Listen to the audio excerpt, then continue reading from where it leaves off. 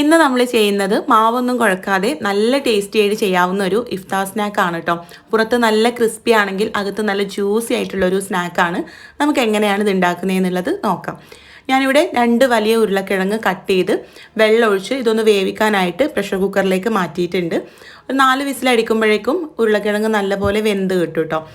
ഇനി ഇതിലേക്ക് വേണ്ടത് കുറച്ച് ചിക്കനാണ്. ഞാനിവിടെ 200 ഗ്രാം ചിക്കൻ എടുത്തിട്ടുണ്ട്. അപ്പോൾ ഇത് എല്ലുള്ള പീസാണ് കേട്ടോ. ഇത് നമുക്ക് വെന്ത് കഴിഞ്ഞിട്ട് എല്ലൊക്കെ ഒന്ന് മാറ്റിയെടുക്കാനുള്ളതാണ്. ബോൺലെസ് ആണെങ്കിൽ കൂടുതൽ നല്ലതാണ്. ഇതിലേക്ക് ആവശ്യത്തിനുള്ള ഉപ്പും 1/2 ടീസ്പൂൺ കുരുമുളക് പൊടിയും ചേർത്തിട്ടുണ്ട്. 1/2 ഗ്ലാസ് വെള്ളം കൂടെ ചേർത്തിട്ട് നമുക്ക് ഈ ചിക്കൻ ഒന്ന് വേവിക്കാനായിട്ട് മാറ്റി വെക്കാം.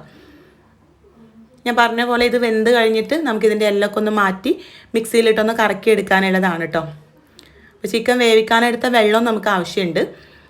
അപ്പോൾ ഇതാ ചിക്കൻ ഇവിടെ വേവിക്കാൻ വേണ്ടി വെച്ചിട്ടുണ്ട്. ഏകദേശം ഒരു 5 മിനിറ്റ് കൊണ്ട് തന്നെ ചിക്കൻ നല്ലപോലെ വെന്ത് വന്നിട്ടുണ്ട്. പിന്നെ ഇതിലുള്ള വെള്ളം നമുക്ക് മാറ്റിയിട്ട് ചിക്കൻ എടുത്ത് അതിൻ്റെ എല്ലൊക്കെ ഒന്ന് മാറ്റി മിക്സിയിലിട്ടൊന്ന് കറക്കിയെടുക്കാം. ഇനി ഇതിലേക്ക് ഒരു പാൻ ചൂടാക്കി അതിലേക്ക് ഓയിൽ ഒഴിച്ചു കൊടുത്തിട്ടുണ്ട്.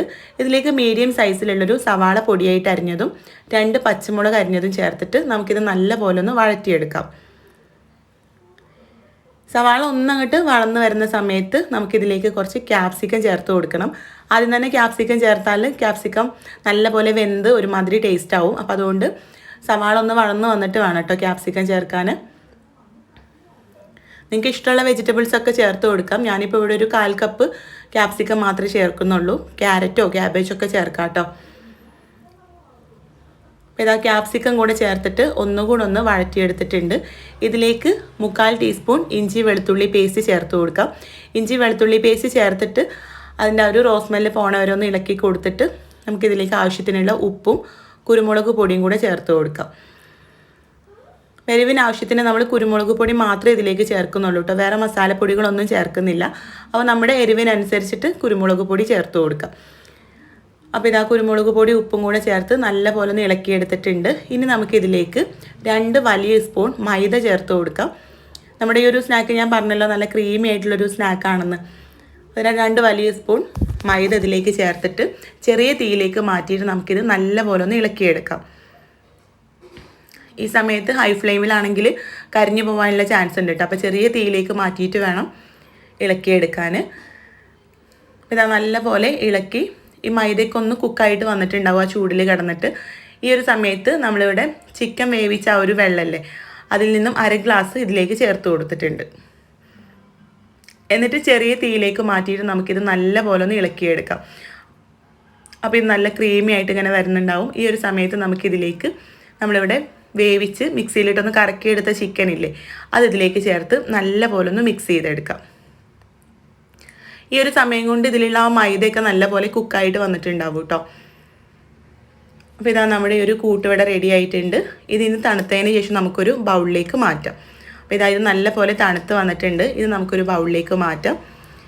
ഇനി നമ്മൾ ആദ്യം പുഴുങ്ങാൻ വേണ്ടിയിട്ട് മാറ്റി വെച്ച ഉരുളക്കിഴങ്ങില്ലേ അത് നല്ലപോലെ കട്ടയൊന്നും ഇല്ലാതെ ഉടച്ചെടുത്ത് ഈ ഒരു കൂട്ടിലേക്ക് ചേർത്ത് കൊടുക്കാം. നല്ല ടേസ്റ്റി ആയിട്ടുള്ളൊരു സ്നാക്കാണ് കേട്ടോ. നിങ്ങൾ ഈ നോമ്പ് തീരുന്നതിന് മുമ്പ് ഒരു തവണയെങ്കിലും ഉണ്ടാക്കി നോക്കണം. നോമ്പ് കഴിഞ്ഞാലും ഉണ്ടാക്കാം കേട്ടോ. അപ്പോൾ ഈ ഉരുളക്കിഴങ്ങിൽ നമ്മൾ ഉപ്പൊന്നും ചേർത്തിട്ടില്ലല്ലോ. അപ്പോൾ അതിലേക്കുള്ള ഉപ്പും കുരുമുളക് പൊടിയും പിന്നെ കുറച്ച് മല്ലിയില കൂടെ ചേർത്തിട്ട് നമുക്കിത് നല്ലപോലെ ഒന്ന് മിക്സ് ചെയ്തെടുക്കാം. അപ്പോൾ ഈ ഒരു കൂട്ടുവിടെ റെഡി ആയിട്ടുണ്ട്. ഇനി നമുക്ക് കയ്യിൽ കുറച്ച് വെള്ളം ഒന്ന് തടവി കൊടുത്തിട്ട് നമുക്കിതിൽ നിന്ന് ഓരോ കുഞ്ഞു കുഞ്ഞു ബോൾസാക്കി മാറ്റാം.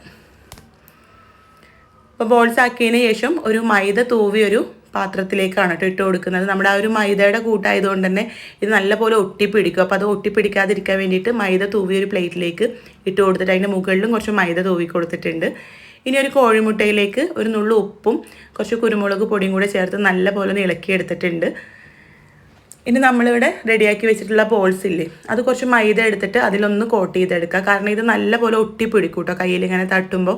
അപ്പോൾ ആ ഒട്ടിപ്പിടിക്കൽ മാറാൻ വേണ്ടിയിട്ട് മൈദയിലൊന്ന് കോട്ട് ചെയ്തിട്ട് ഈ ഒരു കോഴിമുട്ടയിൽ ഡിപ്പ് ചെയ്ത് നമുക്ക് ബ്രെഡ് ക്രംസ് കൊണ്ട് കോട്ട് ചെയ്തെടുക്കാം. അപ്പോൾ നമുക്ക് ഓരോന്നും ഇതുപോലെ ചെയ്തെടുക്കാം. ആദ്യം കോഴിമുട്ടയിൽ ഡിപ്പ് ചെയ്തിട്ട് ബ്രെഡ് ക്രംസിലേക്ക് വെച്ച് കൊടുക്കുക. എന്നിട്ട് കൈ ഒന്ന് തുടച്ചിട്ട് ബ്രെഡ് ക്രംസ് കൊണ്ട് നമുക്ക് കോട്ട് ചെയ്തെടുക്കാം. എല്ലാം ഇതുപോലെ ചെയ്തതിന് ശേഷം നല്ല ചൂടുള്ള എണ്ണയിൽ നമുക്കിത് ഫ്രൈ ചെയ്തെടുക്കാം. ഇത് ഫ്രൈ ചെയ്യുമ്പോൾ മീഡിയം ഫ്ലെയിമിൽ വെച്ചിട്ട് ഫ്രൈ ചെയ്താൽ മതി കേട്ടോ. ആ ഉള്ളിലുള്ള ഒരു മൈദയും ആ കോഴിമുട്ടയും ബ്രെഡ് ക്രംസൊക്കെ ആ മുകൾ ഭാഗത്തുള്ള അതൊക്കെ ഒന്ന് കുക്കായിട്ട് കിട്ടിയാൽ മതി. ഉള്ളിലുള്ളതെല്ലാം നമ്മൾ വേവിച്ചെടുത്തതാണ്. മീഡിയം ഫ്ലെയിമിലിട്ടിട്ട് ജസ്റ്റ് ഒന്ന് ഫ്രൈ ചെയ്ത് കോരാം. നല്ല ടേസ്റ്റി ആയിട്ടുള്ളൊരു സ്നാക്കാണ് കേട്ടോ. പുറത്ത് നല്ല ക്രിസ്പി ആണെങ്കിൽ അകത്ത് നല്ല ജ്യൂസി ആയിട്ടുള്ള നല്ല ടേസ്റ്റി ആയിട്ടുള്ള അധികം മസാലക്കൂത്തൊന്നും ഇല്ലാത്തൊരു സ്നാക്കാണ്. നിങ്ങൾക്ക് എന്തായാലും ഇഷ്ടമാവും. ട്രൈ ചെയ്ത് നോക്കണം കേട്ടോ.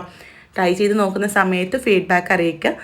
അപ്പോൾ ഇത് ഞാൻ കുറച്ച് ടൊമാറ്റോ സോസൊക്കെ മുകളിൽ ഇങ്ങനെ ഡ്രോപ്പ് ചെയ്തിട്ടാണ് സെർവ് ചെയ്തിട്ടുള്ളത് കേട്ടോ. ടൂത്ത് പിക്കൊക്കെ കുത്തിയിട്ട് കാണാനൊരു ഭംഗിക്ക് വേണ്ടിയിട്ട് ചെയ്തതാണ്. ഇങ്ങനെ ആകുമ്പോൾ കുട്ടികൾക്കൊക്കെ കാണുമ്പോൾ ഒരു ഇഷ്ടപ്പെടും. അപ്പോൾ ട്രൈ ചെയ്ത് നോക്കുക. ട്രൈ ചെയ്ത് നോക്കുന്ന സമയത്ത് ഫീഡ്ബാക്ക് അറിയിക്കാം. അപ്പോൾ നമുക്ക് അടുത്ത നല്ലൊരു വീഡിയോ ആയിട്ട് കാണാം.